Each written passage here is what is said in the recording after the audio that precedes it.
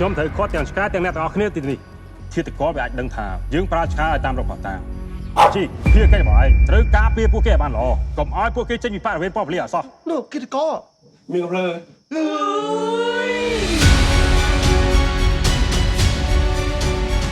ពីភ្ញៀវទេសចរខ្លាចជាជនសង្ស័យតើពួកគេពិតជាឃាតករ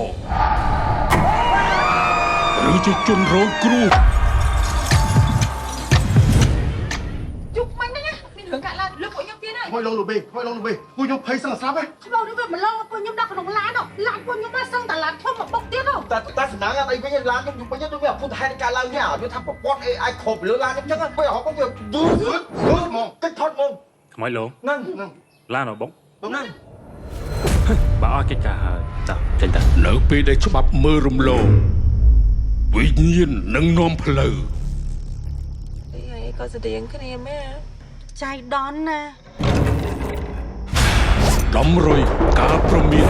និងការសងសឹក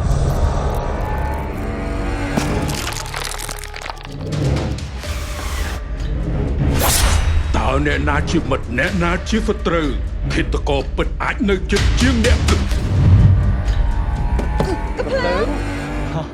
កុំបារម្ភអីបងកំភ្លើងនេះជួយពួកយើងឲ្យកាន់តែខ្លាំងបង